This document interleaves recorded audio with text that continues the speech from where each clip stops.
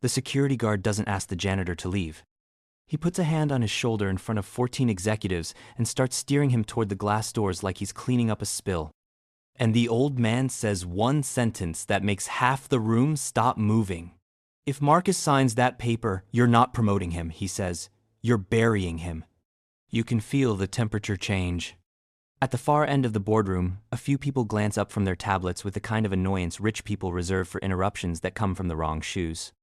The room is all glass and steel and polished wood, private elevators, imported water, a city skyline sitting behind the board like it belongs to them too. And in the middle of it stands Elijah Brooks, 63.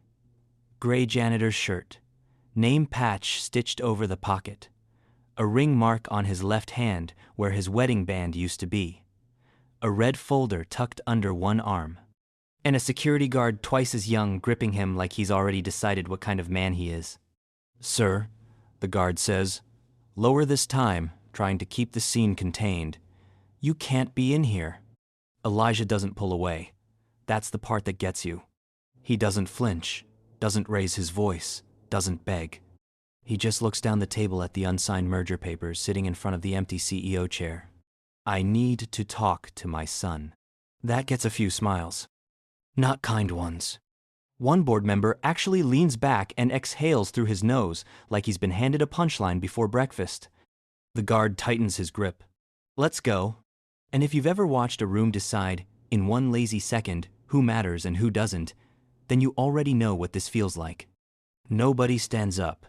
Nobody says maybe we should hear him out. Nobody asks why the janitor knows the CEO's first name. Because men like Elijah are supposed to be invisible in places like this. They empty the trash, wipe the fingerprints off the glass, refill the coffee no one thanks them for. They are not supposed to interrupt billion-dollar meetings. And they are definitely not supposed to say words like burying him. The guard starts walking him toward the door. That's when the boardroom doors open wider.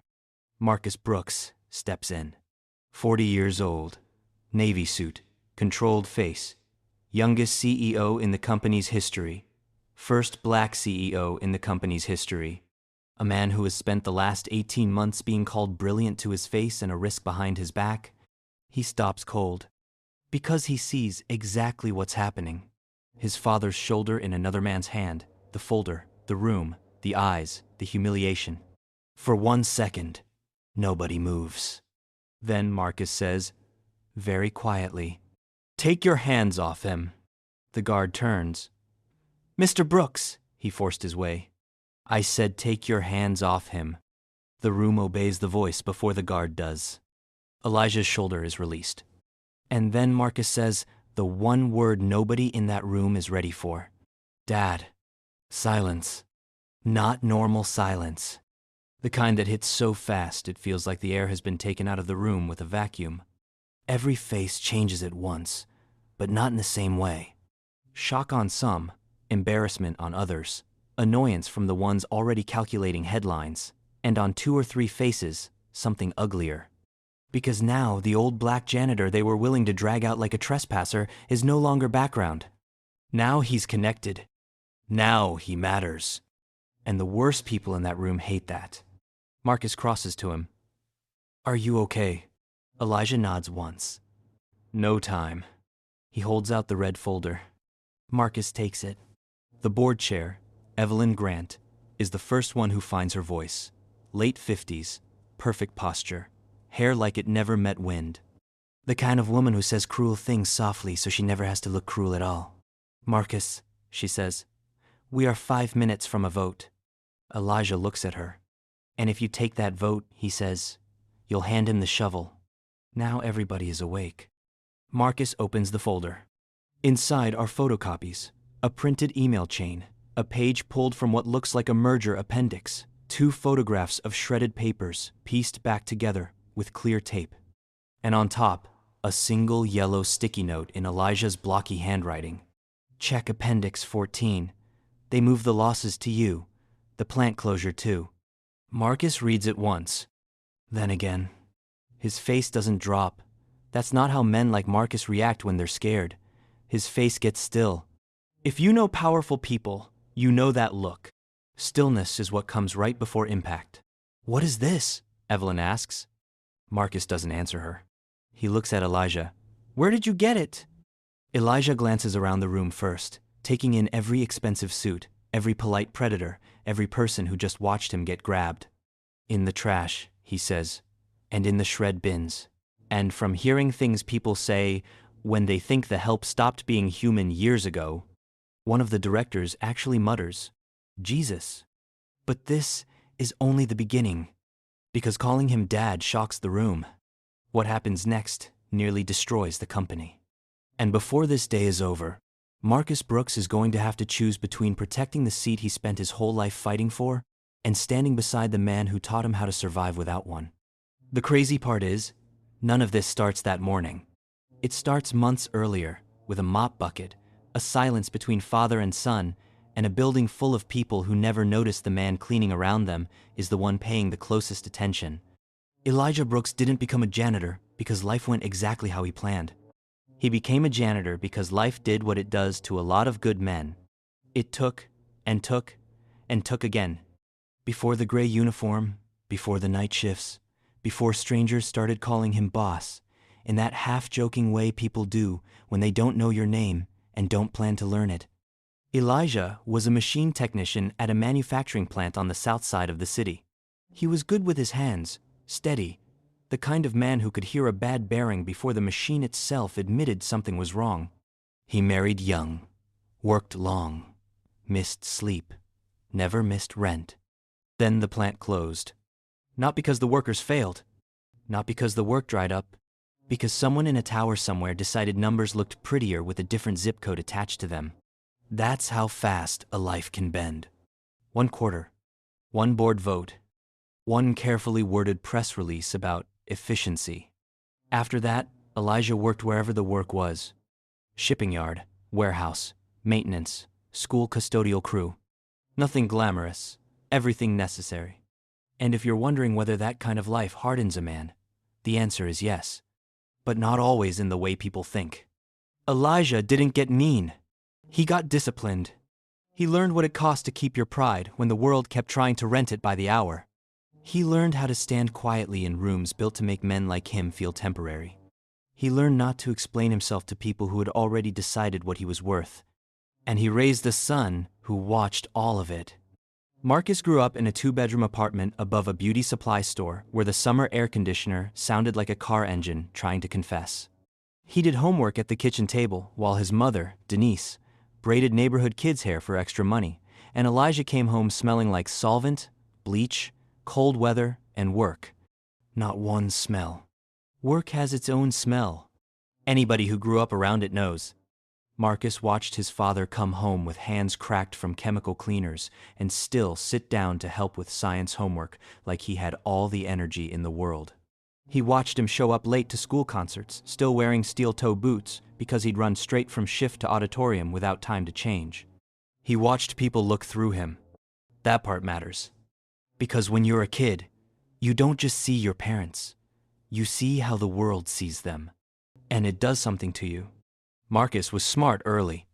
The kind of smart that made teachers pull his mother aside and say words like gifted and exceptional and scholarship. But he was also observant enough to understand something ugly before he had the language for it. Brilliance gets praised, labor gets used, and the country loves a success story a lot more than it loves the people who carry it there. Elijah never told Marcus to escape him, never told him not to become him. But he did say one thing, over and over. Make sure they hear you before they judge you. At 13, Marcus thought that meant speak clearly. At 23, he realized it meant something else entirely. Make yourself undeniable. By the time he was 35, Marcus Brooks had done what almost nobody around him had been allowed to even imagine. Elite business school, private equity, turnaround specialist, board whisperer. Then a brutal, unlikely climb through the very company whose suppliers once worked with the old plant that fired his father. He became the man investors called when they needed a mess cleaned up in a suit instead of overalls. That irony never left him. Then the previous CEO collapsed under a scandal involving hidden debt and inflated performance reports, and the board needed somebody sharp enough to restore confidence, but fresh enough to sell as a new era. they chose Marcus. Publicly, it looked like history. Privately, it looked like pressure. He inherited lawsuits, weak earnings, a board split into factions, a stock price drifting low enough to invite predators. And he inherited something else too. A room full of people who applauded his intelligence while quietly questioning whether he looked too young, too different, too symbolic, too anything they could say without saying what they really meant. Marcus knew the game. He played it better than anyone.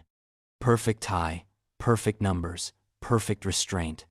He learned how to shut down a condescending comment with a sentence so clean the speaker didn't realize he'd been cut until later. He learned how to survive rooms where half the people admired him and the other half were waiting for him to make a mistake dramatic enough to justify what they already believed. What people didn't know was that through all of it, the one opinion Marcus still cared about most belonged to the man in the gray work shirt. His father. That wasn't simple either. Because love and distance can live in the same house for years. After Denise died, something shifted between them. Not because they stopped loving each other. Because grief rearranges people. Marcus buried himself in work. Elijah buried himself in motion. He retired for exactly 4 months after Denise's funeral and hated every hour of it. The apartment got too quiet. The mornings got too long. The memories got too loud. Marcus offered to set him up somewhere comfortable. A condo, travel, anything. Elijah said no. I still got miles left in me, he told him. And before Marcus could really argue, Elijah took a part-time overnight janitorial contract through a facilities company. Same headquarters, same tower, same building where Marcus worked. At first, Marcus thought it was a joke. Then he realized his father meant it. He didn't want charity. He didn't want watching over. He wanted movement, routine, a reason to get up and come home tired. There was only one thing Marcus asked. Don't tell people you're my father. It sounded worse out loud than it did in his head. Elijah looked at him a long time. Not angry, not surprised either. Just tired in that deep parental way that says, I know exactly what fear sounds like when it's trying to dress itself up as practicality. Marcus tried to explain. The board, the optics, the press, the whisper that he got soft, the accusation of favoritism. The cheap storyline about the CEO putting family on payroll, even though Elijah worked for an outside contractor and had been earning his own living longer than most of those directors had known how to knot a tie. I'm protecting the company, Marcus said. Elijah gave a small nod. Sure, he said. But there are yeses that don't feel like agreement. That was one of them. So, for almost 8 months, the CEO of one of the biggest firms in the city worked 20 floors above his father, and barely anybody knew. Sometimes they crossed paths early in the morning. An empty elevator, a loading dock, a hallway before sunrise. Marcus with coffee and pressure in his jaw. Elijah with supply gloves tucked into his back pocket. Their conversations were short. You eating? Enough. You sleeping? Define sleeping. You need anything? I raised you. I know when you're avoiding a real question. And Marcus would smile, but only a little. That was their rhythm. Love under pressure, affection with the edges sanded off, pride in both directions, distance where softness should have been. And then the merger came. Publicly, it was pitched as salvation. A strategic combination, a stronger future, market confidence, operational alignment. If you've listened to enough business language, you know how often disaster arrives dressed as synergy.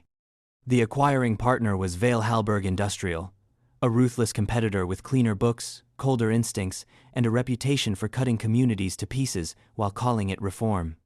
The board loved the deal. Analysts loved the deal. Financial television loved the deal. Because numbers on a screen don't cry when a factory closes. But Marcus dragged his feet. Not publicly. He was too smart for that. He smiled through interviews, talked about diligence, said all the right phrases. But behind closed doors, he kept asking for more details on one section of the merger package. Appendix 14. A set of post-merger restructuring liabilities that didn't sit right with him. The documents kept changing. Language kept moving. The explanations kept getting cleaner in that suspicious way documents get when too many lawyers have rubbed the fingerprints off them. Board Chair Evelyn Grant kept pushing. We need decisiveness. CFO Simon Vale kept reassuring. It's standard allocation language. And Marcus kept reading. Because deep down, he knew something about hungry rooms. The people who want you to move fast usually know exactly what happens if you do. Now here's where Elijah enters the part of the story nobody saw coming. At night, when the executive floor emptied, Elijah moved through the building like a man who understood a truth wealthy people forget. Walls hear more than they admit. Doors don't always close. And powerful people become reckless when they believe the only witnesses are furniture and staff they never bothered to notice. He wasn't snooping. Not at first. He was doing his job. Trash, glass, coffee stains, conference rooms. But over time, patterns start talking. Simon Vale started staying late with Evelyn Grant 3, sometimes 4 nights a week. Not unusual during a merger. What was unusual was how often they stopped talking when janitorial staff passed by, then started again before the hallway fully cleared. What was unusual was the number of confidential disposal bins filling up faster than normal. What was unusual was that one night Elijah heard Marcus's name spoken in a tone that had nothing to do with support. It was a Thursday, almost midnight. Elijah is outside the secondary conference room with a trash cart, replacing liners. Inside, through the wood and glass, voices. Simon first. If the write-downs hit after close, they land on him. That's the beauty of it. Then Evelyn. He'll resist if he sees it too early. He won't, Simon says. He still thinks this is his transaction. A pause. Then a sound Elijah never forgot. Laughter. Low. Relaxed. Not nervous at all. Like two people talking about weather instead of a man's career. Elijah froze. You know that feeling when your body knows something before your mind catches up? He stands there with one hand on the trash liner and hears Evelyn say, once the community closure is announced, he'll own the backlash. We thank him for stabilizing the business, then transition leadership in Q2. Transition leadership. Corporate language is amazing. It can turn betrayal into scheduling. Elijah should have walked away. That's what a careful man does. That's what a man protecting his own paycheck does. Instead, he stood still long enough to hear Simon say, he's useful, he's not permanent. There it was. Not strategy. Not disagreement. A setup. And suddenly every polite smile Marcus had described, every great presence in the room, every not sure he's battle-tested enough, every little thing Elijah had swallowed for months clicked into place. They weren't building Marcus up. They were positioning him. Make him visible enough to take the praise, then visible enough to take the fall. And if you think Elijah stormed into Marcus's office right then, he didn't. Because men like Elijah know something younger people sometimes don't. Truth without proof is just another poor man's interruption. So he waited. Watched, listened, and over the next 2 weeks, he started seeing things. A shredded page in a disposal bag with the words workforce reduction narrative and CEO messaging visible along the torn edge. A printed appendix page left face down by the copy machine that included projected plant closure costs transferred to post-close executive action. Marcus's name attached to decisions Marcus hadn't approved. Elijah began taking what he could. Not stealing, saving. Pieces. Torn strips from shred bins before pickup. Photocopies left in the tray. A discarded cover page. A calendar printout. Anything that connected the story. At home, at his kitchen table, he pieced the shredded bits together under a lamp, the way some men work on model trains and some men fix old radios. Only Elijah was reconstructing a betrayal. One night, around 2 a.m., he laid 2 taped pages side by side and saw it clearly. The merger wasn't just designed to shift losses. It was designed to dump the ugliest decisions onto Marcus's desk after close. A plant shutdown in his old neighborhood, layoffs framed as modernization, community anger, political heat. And after the damage landed, the board could remove him as the face of a difficult but necessary transition. Neat, clean, cruel. There's a kind of violence that never raises its voice. This was that. Elijah tried calling Marcus. Twice. No answer. Marcus was in back-to-back meetings, investor calls, media prep, probably rehearsing how to smile through the biggest vote of his career. Elijah left one voicemail. Need to see you. It's important. He didn't explain. Maybe he should have. But Elijah came from a world where heavy things were said face to face. By the next morning, Marcus texted back 3 words. Can't talk yet. Elijah stared at the screen. Then put the phone down. That was Friday. Monday morning was the vote. And if this were a cleaner story, father and son would have met over the weekend, laid everything out, fixed years of distance in one honest conversation, and walked into Monday united. That's not what happened. Saturday, Marcus flew to New York for lender meetings. Saturday night, Elijah found another document.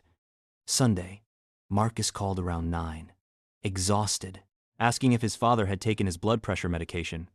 Sunday, Elijah almost told him then. Almost. But Marcus was distracted, and Elijah heard it instantly. The half-listening, the rustle of another conversation in the room, the speed in his voice. So instead of saying your board is preparing to throw you into a fire and clap while you burn, Elijah said, you sound tired. Marcus said, I'll rest after tomorrow. And Elijah answered, that's what men say right before they break. Marcus laughed softly. You trying to scare me? No, Elijah said. Then he stopped. Because the truth was, he was. When the call ended, Elijah sat in the dark kitchen for a long time. His wife's old mug still in the cabinet, papers spread in front of him. The city outside the window blinking like nothing important was happening. That's the thing about life-changing moments. Most of them don't announce themselves. They happen while somebody's dishwasher is running, while traffic moves, while your neighbor argues over parking. By dawn Monday, Elijah had made up his mind. If Marcus wouldn't stop long enough to listen as CEO, maybe he would listen as a son. He put the reconstructed documents in a red folder because it was the brightest thing in the apartment and easy to see if somebody tried to take it. He ironed his work shirt. He caught the early bus. And by 8:40 a.m., he was riding the service elevator toward the 32nd floor, carrying enough proof to blow open the biggest deal of Marcus's career. What he didn't know yet was that he wouldn't even make it to the table before the humiliation started. The 32nd floor looked different from the service corridors. Quieter, more expensive. Even the carpet felt entitled. Elijah stepped off the elevator and headed toward the boardroom. He got about halfway there before the receptionist stood. Sir, facilities access is through the back corridor. I'm here to see Marcus Brooks. Her smile didn't change, but it lost warmth. Do you have an appointment? No. Then I'm afraid. It's urgent. She picked up the phone. That's how power works in polished spaces. Nobody has to say you don't belong. They just summon the system that makes it true. By the time Elijah reached the outer boardroom doors, the security guard was already moving toward him. His name was Daniel Ruiz, 40s, ex-military posture, good suit, bad morning. Daniel wasn't a monster. That matters. He was doing what men in his job are trained to do. Protect the floor, prevent disruption, assess quickly, control quietly. And what he assessed in one glance was this. Older black man, janitor uniform, no appointment, high security meeting. That snap judgment would end up haunting him. Elijah Brooks, Elijah said, I need to get in there. Not without clearance. Then get Marcus. Mr. Brooks is in prep. Elijah held up the folder. This is about the merger. Daniel took one look at the stained work shirt, the mop room shoes, the tone that refused to bend, and decided there was no universe in which this man belonged near a board vote. Sir, he said, step away from the door. Elijah didn't.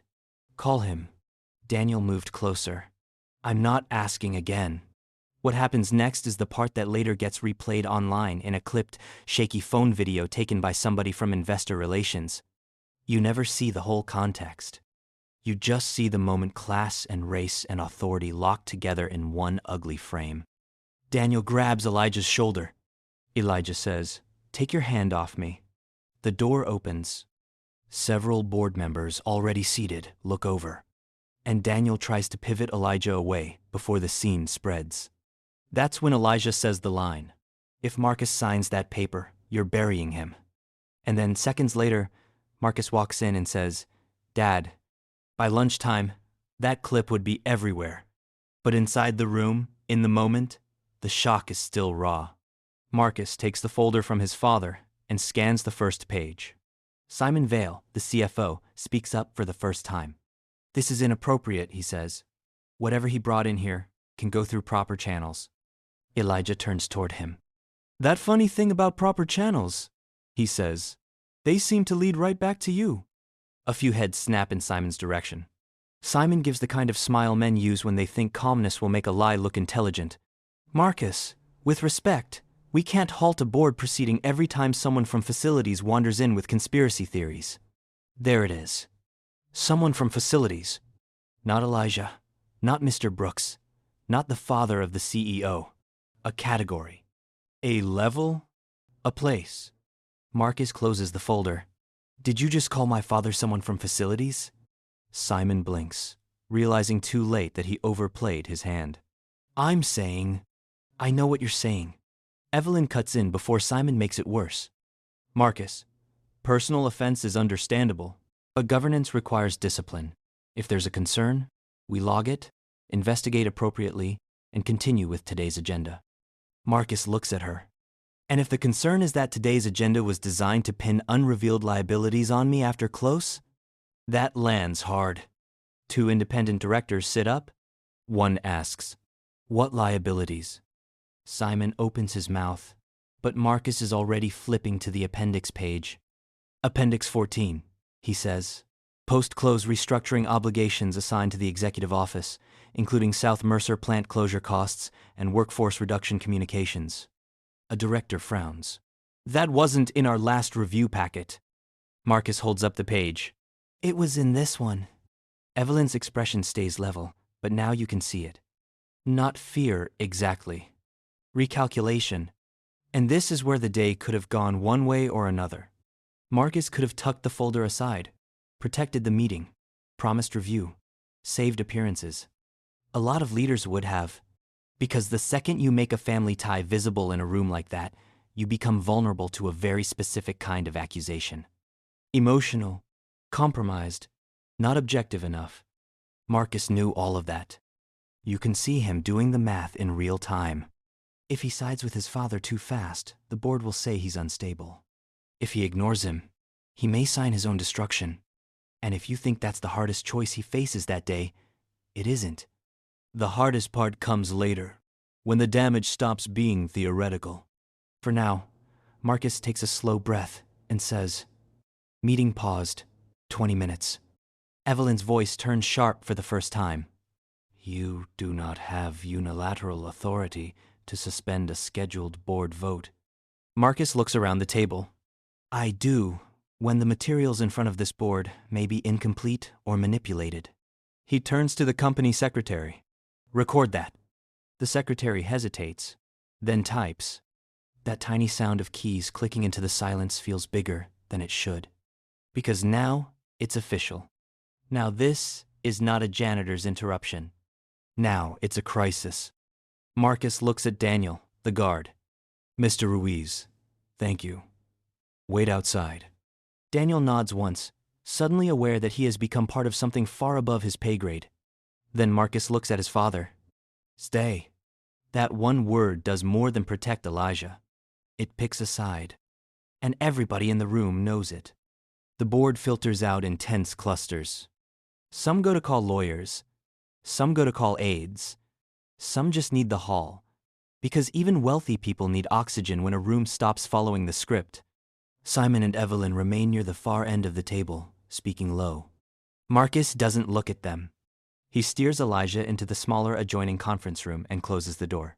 For the first time all morning, it's just them. Father and son. No audience. No titles. No stock price. And somehow, that makes it harder. Marcus sets the folder down. "Why didn't you call me and explain this?" Elijah almost laughs. Not because it's funny. Because sometimes the person asking the question is the answer. I did call you. Marcus rubs a hand over his face. You left one voicemail. I left a voicemail because my son has a calendar full of men who want his signature more than they want his life. Marcus looks up fast at that. My life? You think I'm talking dramatic. I'm not. Elijah taps the folder. They were setting you up. Marcus's jaw flexes. You're sure? I'm old, not confused. That's not what I meant. I know what you meant. That lands between them harder than either man wants. Because underneath the merger, underneath the board politics, underneath the whole building, there's another wound here. Elijah came. Marcus didn't listen. And now both of them know exactly how close that came to costing everything. Marcus flips through the pages again. Some of this is fragmented. Some of it could be challenged. Then challenge it, Elijah says. But don't sign first. Marcus stops at the taped shred page. You pieced this together yourself? Elijah shrugs. Had a lamp. Had patience. Even now, in a moment like this, there's a trace of dry pride in the line. Marcus almost smiles. Almost. Then the door opens. General Counsel Nina Park steps in, followed by one of the independent directors, Alan Reeves.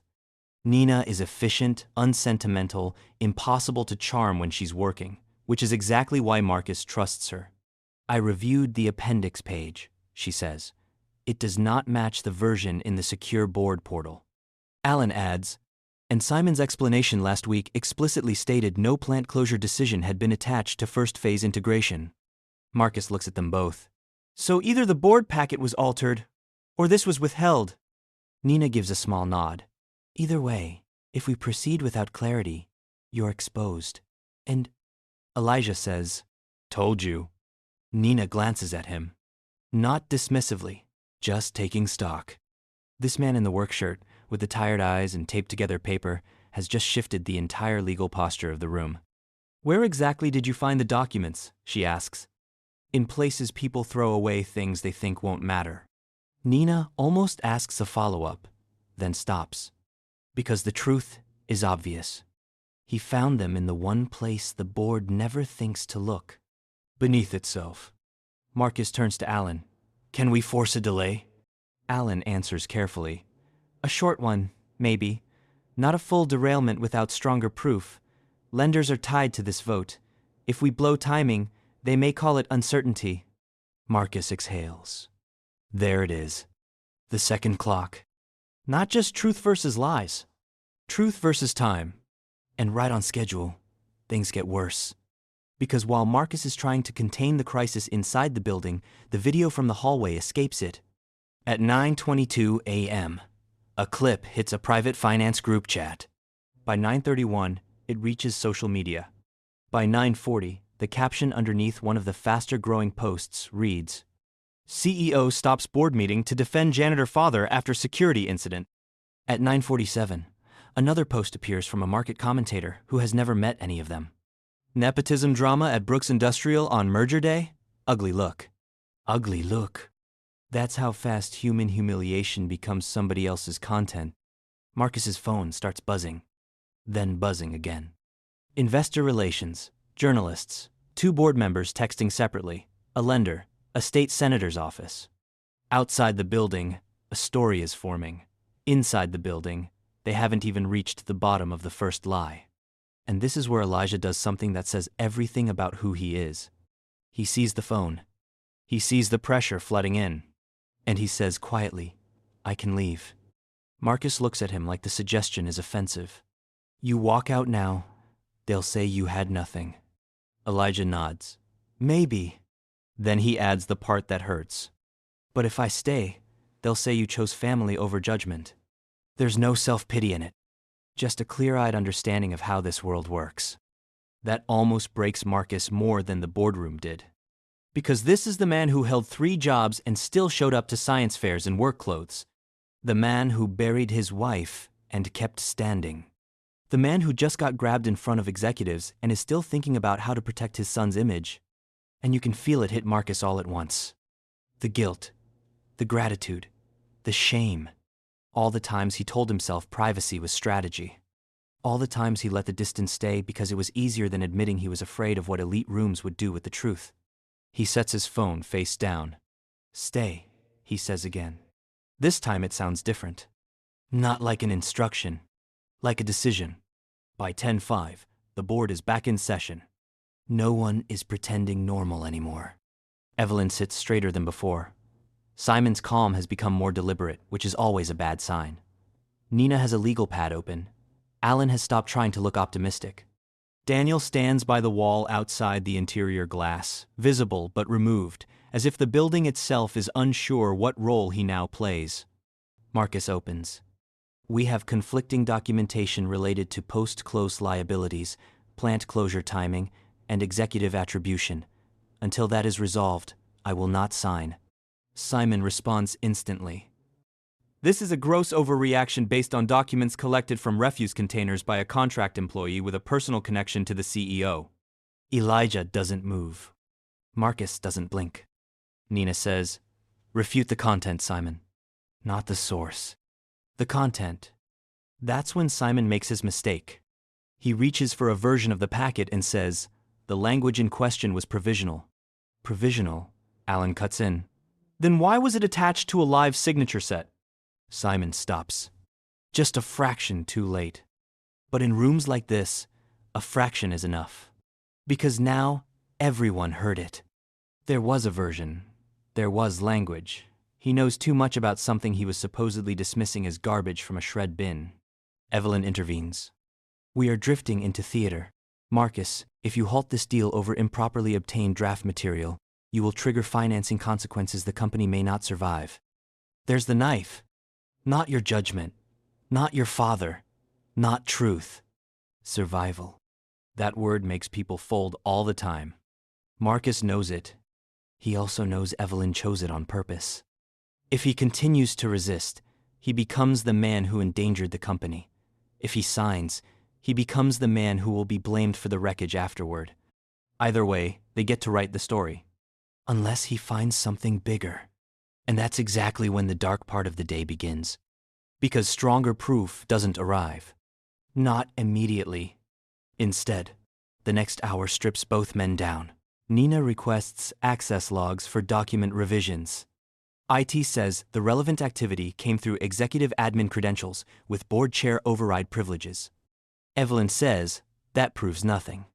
Simon claims version confusion during prep. A senior assistant who may have seen the document trail suddenly says she doesn't recall specifics. Legal wants more time. Lenders won't give it. Markets are moving. By 11:10, the board is discussing an emergency path that would sideline Marcus temporarily to protect transaction integrity. There are phrases like interim authority and continuity. Listen to those words closely and you can hear the guillotine getting oiled. Marcus sits at the head of the table while people discuss removing him in language polished enough to seem civilized. Elijah watches from the side of the room. And this may be the hardest part of the entire story to sit with. Because there is almost nothing more painful for a parent than seeing your child become successful enough to sit at the powerful table and then realizing the table was never built for mercy. Evelyn folds her hands. "Marcus, no one is accusing you of bad intent, but your objectivity is now visibly compromised." That phrase lands like a slap. Visibly compromised. Meaning the problem is not just that he resisted. The problem is that the room saw why. The room saw love. And institutions that worship control often read love as weakness. Marcus answers with controlled fury. "My objectivity is compromised because I refused to sign documents I had not fully seen?" "Because," Evelyn says, "you suspended a vote after an unauthorized intrusion by a family member employed in the building." There it is again. Not father. Family member employed in the building. Language can reduce a whole life if you let it. Elijah finally speaks. "I'm right here. You can use my name." Evelyn turns to him, almost patient. "Mr. Brooks, this is a governance matter." Elijah holds her gaze. "No," he says. "This is a truth matter. Governance is just what you call it when lies wear nice clothes." Nobody says anything. Not because the line is flashy, because it's accurate. At 11:23, the board calls a recess to discuss interim measures without staff present. Marcus is asked to step out. Asked. That's another word powerful people use when they want obedience to feel voluntary. He and Elijah leave the room together. No one stops them. No one speaks to them either. The hallway is bright, quiet, humiliating. Phones ring in offices nearby. People pretend not to stare. A few employees absolutely stare. Marcus walks fast until they reach a smaller executive lounge that's empty except for untouched fruit and expensive water. Then he just stands there. For a full 5 seconds, he says nothing. And then it cracks. Not loudly. Marcus is not loud when he's hurt. He says, "I knew it. Elijah waits." Marcus laughs once, bitter and sharp. "I knew they didn't fully trust me. I knew it. I just thought if I kept winning long enough, they'd run out of reasons." Elijah leans against the counter. Men like that don't run out of reasons. They just upgrade them. Marcus stares at the window. "You should have told me sooner. I tried. You should have made me listen." "That does it." Elijah straightens. "Made you?"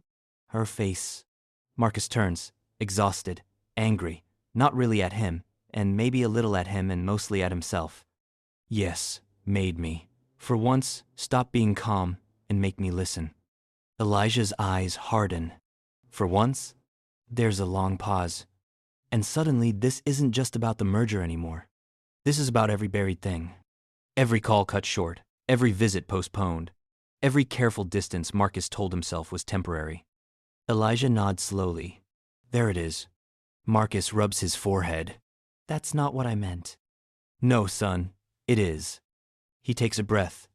"You think I'm calm because I don't feel things. I'm calm because if I felt everything the second it hit me, I'd have drowned years ago." Marcus doesn't answer. Elijah steps closer. "You know what I learned cleaning buildings full of men with titles? Most of them got one skill. They know how to stand in the mess and make somebody else wear it. You think this day is teaching you they don't respect you. No. This day is teaching you they'll use your discipline against you if you let them." Marcus's voice drops. "I don't know if I can stop this now." And that is the dark moment. Not the security guard, not the video, not even the board's maneuvering. This, a son who climbed all the way up, finally saying out loud that he may still lose to a machine designed to smile while it cuts. Elijah looks at him for a long moment. Then he says something Marcus will remember for the rest of his life. "Then stop trying to save your seat and save your name." You can feel that line land. Because up to this point, Marcus has still been thinking like a CEO. Stabilize, contain, negotiate, survive. Elijah is thinking like a man who has already had institutions take things from him and learned the one thing they can't fully take unless you hand it over yourself. Dignity. Marcus sits down, just drops into one of the leather chairs like his legs finally admitted how tired they are. "I spent half my life trying not to be reduced to where I came from," he says. Elijah's answer is immediate. "Then why you acting ashamed of the man who got you there?" "There's no defense for that." "None." Marcus looks down. And in that quiet lounge, with the board plotting behind closed doors and the market probably chewing their names into trends, the truth finally gets honest. "I wasn't ashamed of you," Marcus says. Elijah waits. Marcus swallows. "I was ashamed of what they do with you." That's a different wound. And a real one. Because it means he knew the cruelty of those rooms so well that he tried to hide the person he loved from it. Not out of rejection. Out of fear. Elijah nods once. That part, he says, "I understand." The air changes. Not fixed, but honest. And sometimes, honesty is the first relief a room has had all day. Then comes the twist nobody plans for. The person who cracks the case is not Marcus. Not Nina. Not a heroic board member. Not some last-minute federal investigator. It's Daniel Ruiz, the same security guard who put a hand on Elijah's shoulder. At 11:41, Daniel knocks once on the lounge door. Marcus looks up, tired and wary. Daniel stands there holding a tablet and a sealed envelope. Sorry to interrupt, he says. I think you need to see this. Marcus straightens. What is it? Daniel steps inside, closes the door behind him. I reviewed the hall security requests from this morning. My dispatch to intercept Mr. Brooks didn't come from reception. Elijah frowns. Then who sent you? Daniel glances at Marcus first, then answers. Executive Office Escalation. Direct. Marcus stands. From whom? Daniel hands over the envelope. Inside is a printed alert record, time-stamped 7:58 a.m. Watch for facility staff attempting board floor access. Do not permit entry under any circumstances. Refer to CFO office. Marcus reads it once, then looks up slowly. Simon. Not just reacting to an intrusion. Preparing for one, meaning he either knew Elijah had something or feared what janitorial staff might have seen. Daniel keeps going. There's more. At 8:06, a request was logged to suspend auto-purge delay on corridor camera backups. Standard retention was cut from 30 days to 24 hours for 3 interior feeds. Nina, who entered behind Daniel without anyone noticing at first, says, That's obstruction if tied to active document handling. Daniel nods. I thought so. Marcus looks at him. Why bring this to me? Daniel doesn't dodge it. Because I got used this morning. And because when I put my hand on your father, he didn't fight me. He looked at me like he'd seen that exact mistake before. He turns to Elijah. I'm sorry. Elijah studies him, then gives a small nod. Not absolution, not yet. Just acknowledgement. But Daniel isn't finished. He sets the tablet down. One of the overnight cleaning supervisors also filed an equipment ticket at 2:13 a.m. for the executive copy room. Jammed printer, staff access logged. Elijah's brow tightens. That was me. Marcus looks up. What? The printer was spitting half pages, Elijah says. I cleared it. Daniel taps the screen and brings up a photo from the maintenance ticket system. A standard image workers often upload to prove equipment status. The printer tray, paper spill, toner streaks. And on top of the spill, visible in the corner of the image, is a page heading. Post-close communications CEO remarks for community closure announcement. Marcus goes still. Nina takes the tablet. Oh, that is beautiful, she says. And it's the first time anyone's heard emotion from her all day. Because the photo is time-stamped, system-logged, independent, not something gathered from a shred bin or reconstructed at a kitchen table. A live operational record. Proof that plant closure messaging tied to Marcus existed before he approved any such action. Daniel says, I pulled the original from security archive before purge. Nina is already moving. With this, the access logs, and the dispatch record, I can freeze the vote and advise immediate outside review. Marcus looks at Elijah. All that patience, all that instinct, all that quiet watching. His father didn't just interrupt a setup. He beat it with the one thing arrogance never plans for. Attention. What powerful people ignore is often what undoes them. At 11:56, the board is called back into session. And now the room feels different. Not safe, not warm, but unstable in a new direction. Marcus returns to the head of the table. Elijah does not stand in the back this time. Marcus gestures to the chair beside the wall and says, Please sit, Mr. Brooks. Not Dad, not yet. Mr. Brooks. Formal, public, intentional. A title. One the room should have used from the start. Evelyn notices. So does everyone else.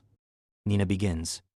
Based on newly confirmed evidence, I advise the board that proceeding with the merger vote today creates severe legal and fiduciary exposure. Simon's composure finally cracks. On what basis? Nina turns the tablet around. On the basis that plant closure communication drafts assigning executive ownership to the CEO existed in a logged print event prior to board approval, coupled with directed security interception of facilities personnel and attempted retention reduction for relevant surveillance feeds. Alan actually whispers, My God. Evelyn tries one last angle. An overread. At most, this reflects draft preparation. Marcus answers before Nina can. Then why instruct security to block facilities staff from the board floor? Silence. Simon says, "Standard caution." Marcus slides the dispatch record across the table. Caution against what, Simon? Janitors or witnesses? That one hits like a hammer.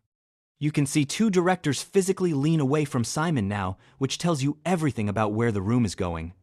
Evelyn says, "This is turning theatrical again." Elijah speaks from the side. "No," he says. "Now it's turning visible. And if you've ever waited for a liar to realize the room no longer belongs to them, you know how satisfying the next few minutes are." Marcus stands. Not dramatic, not yelling. The calm is back, but now it's weaponized. "For months," he says, "I have been urged to move faster on a transaction whose key liabilities kept shifting. Today, my father walked into this room carrying fragments because the people responsible assumed a man in a janitor's uniform would either not understand what he saw or would be too afraid to act on it." He looks directly at Simon. "You tried to package layoffs, a plant closure, and community damage as my leadership decision before I ever approved them." Then at Evelyn. "And you were prepared to thank me publicly and remove me privately after the fallout." Evelyn's face doesn't change much. That's her skill. But there's no room left now for her usual elegance. Only denial. "I reject that characterization." Marcus nods. "You're free to. Outside counsel can evaluate the records." Nina places a document on the table. "Pending review. I recommend immediate suspension of the vote, preservation of all relevant communications, and temporary removal of Mr. Vale from financial authority tied to this transaction." Simon pushes back his chair. "This is absurd." Alan answers him before anyone else can. "No," he says. "What's absurd is that a facilities worker seems to have exercised better oversight than half this board." That one stings the room for a different reason. Because it's true, and because it comes from one of their own. Evelyn tries to retain control. "We need a private executive session."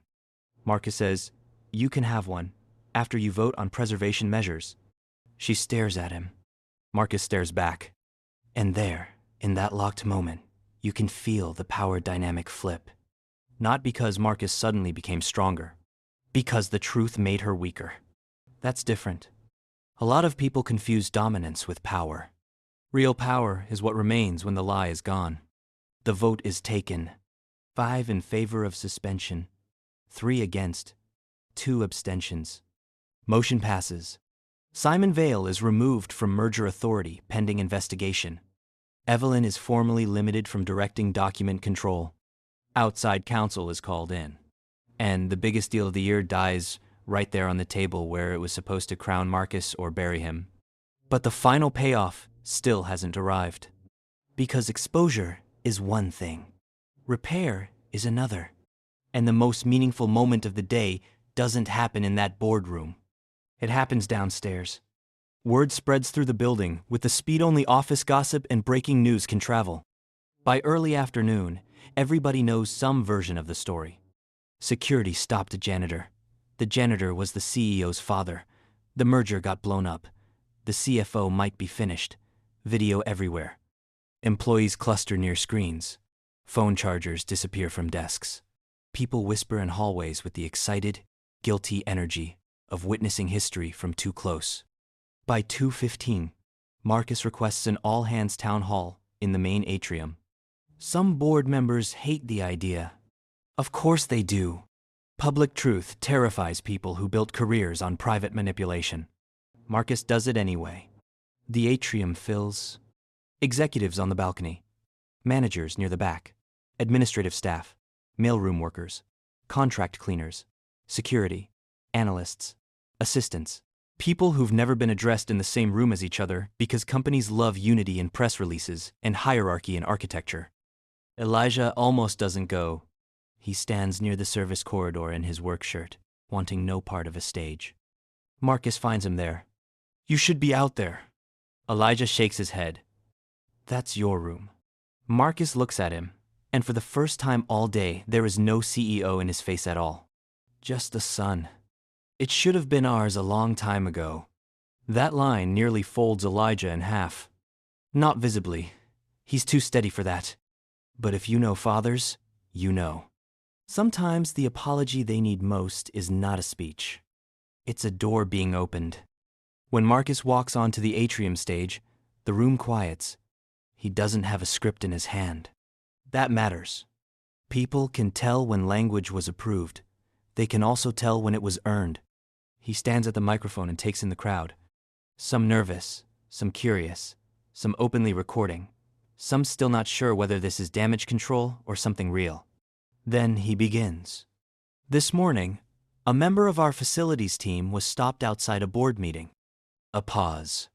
He was stopped because people in this building made assumptions about who he was, what he knew, and whether he belonged near power. He lets that sit. Then he says, "That man is Elijah Brooks. He is my father." The room shifts. Not shocked anymore, but deeper than shock. Because hearing it in the hallway is gossip. Hearing it from the stage is ownership. Marcus continues. He came here today with evidence that helps stop a decision process this company had no business completing. Then he says the sentence employees will quote for years. The man some people tried to remove from the room was the one person in the building who refused to let me be lied to in it. You can hear the breath leave people. On the side of the atrium, near the columns, contract janitors stand a little straighter. Security guards glance toward Daniel. A receptionist wipes at one eye quickly and then pretends she wasn't. Marcus doesn't rush. That's important. He lets dignity breathe. For months, he says, many people in this company have worked under the assumption that leadership happens only at the top of an org chart. Today proved something else. Leadership can come from the person reviewing a spreadsheet. It can come from the assistant who notices a discrepancy. It can come from the guard who chooses to tell the truth after making a mistake. And it can come from the janitor everybody was trained not to see. He looks out into the crowd. If a company only respects people when they have titles, then it has already built its blind spots. That line spreads too. But Marcus still isn't done. Effective immediately, he says, all contract staff assigned to this building will be included in workplace reporting protections, internal escalation channels, and company-wide recognition systems during the legal review period. And by the end of the quarter, I will bring the board a proposal for permanent integration of critical facilities and support personnel into our direct workforce structure. Now the room really moves. Because that's not just symbolism, that's material. That means pay, benefits, protection, visibility. That means the people who keep the building alive may finally be treated like they are part of it. And then Marcus does one more thing.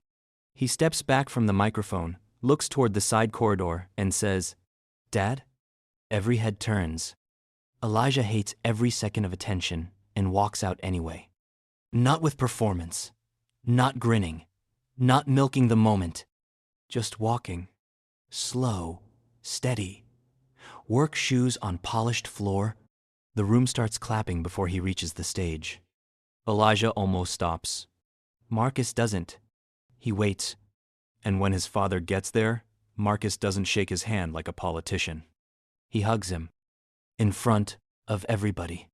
Tight, quick, real. Not the kind of hug designed for cameras. The kind men give when they have almost lost something they can't replace. You can feel the room break open around it. Some clap harder, some cry. Some just stand there with that look people get when they're watching two things happen at once. A public moment. And a private repair. Marcus steps back and hands Elijah the microphone. You might think Elijah gives a speech. He doesn't. That's not his style. He stands there for a second, staring out at hundreds of people who, for once, are not looking through him. Then he says, I ain't here because my son's the CEO. A small, surprised laugh moves through the room. He continues, I'm here because wrong is wrong, whether it happens in a break room or a boardroom. Then he scans the crowd. And if you wear a uniform in this building, don't let anybody make you think that means your eyes don't count. That's the line. That's the one. Janitors repeat. Security staff repeat. Receptionists repeat. People print it and tape it inside supply closets and locker doors and lunchroom cabinets for months afterward. Your eyes count. Elijah hands the microphone back. That's all. No grandstanding. No revenge monologue. No taking a victory lap on people who would have denied him entry an hour earlier. Because real dignity rarely screams when quiet truth is enough. After the town hall, the company changes fast. Not instantly. Not magically. Real institutions don't become just because they had one bad day exposed. But things move. Outside counsel finds enough in the email trails, access requests, and version control records to force resignations. Simon Vale is out within a week. Evelyn lasts longer, because people like Evelyn always do, but not long enough to rewrite the story in her favor. The merger is formally terminated. The market dips. Then steadies. Turns out investors like instability less than they like fraud, and several long-term funds publicly support Marcus's decision to halt the transaction pending governance review. A state labor committee opens an inquiry into the planned South Mercer closure documents. The assistant who said she didn't recall specifics later comes forward with archived emails after seeing the town hall clip. Daniel Ruiz writes a formal statement acknowledging his role in the morning incident and the chain of command that put him there. Marcus doesn't punish him. That surprises some people. But Marcus understands something his father taught him without ever turning it into a lecture. A man who tells the truth after being wrong can still do more good than a polished coward who never risks being right. Daniel stays. So does the receptionist. So do the cleaners. So do the people whose names never make headlines unless they're attached to an incident. Only now more people know their names. As for Elijah, he keeps working for another 3 months. Not because he has to, because he wants to finish on his own terms. That part drives Marcus crazy. Dad, nobody expects you to keep mopping floors after all this. Elijah says, I'm not mopping for them, I'm finishing for me. That's an old man's answer, meaning there's no arguing with it. The dynamic between father and son doesn't become perfect overnight either. That would be dishonest. They still have habits, still have scars, still talk around certain emotions before they talk through them.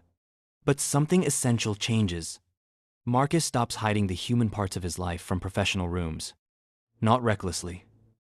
Not performatively. Just honestly. A photo of his parents appears in his office. His father starts coming through the front entrance. When people ask how Marcus learned to read a bad deal, he doesn't name a school first. He says, my father taught me to notice what people think doesn't matter. And Elijah? Elijah gets lighter. That's the word for it. Not younger, not healed in some neat cinematic way. Lighter. Like carrying invisibility for years had weight to it, and now some of that weight is finally off. One evening near the end of his last week, he and Marcus stand on the empty executive floor by the window facing south. The city is going dark in pieces. Traffic lights, office lights, apartment windows blinking on. Marcus says, I kept thinking if I worked hard enough, there'd come a day nobody could question whether I belonged.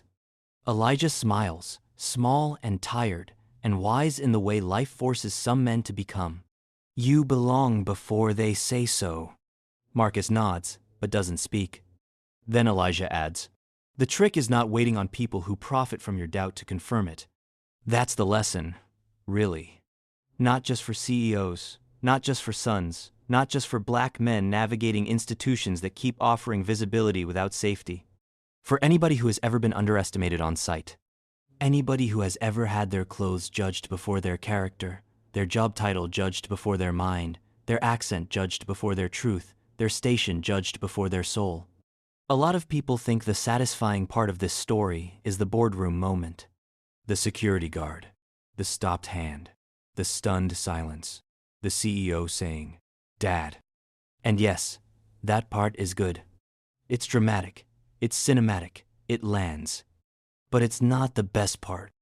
The best part is what comes after. The best part is that the room doesn't just get shocked. It gets corrected. The lie doesn't just get interrupted. It gets exposed. And the man they thought they could usher out quietly becomes the one person nobody can afford not to hear. Months later, on Elijah's final day, the facilities team throws a small send-off in a service hallway because Elijah specifically said no banquet, no stage, no nonsense. There's sheet cake, bad coffee, a folding table, handmade cards, one cheap banner hung crooked. Marcus comes down in shirt sleeves. No camera crew. No media. No board members. Just him. The team goes quiet when he walks in, but Elijah rolls his eyes immediately. Boy, if you make this a speech, I'm leaving my own retirement. People laugh. Marcus says, 1 minute. He stands beside his father and looks at the group.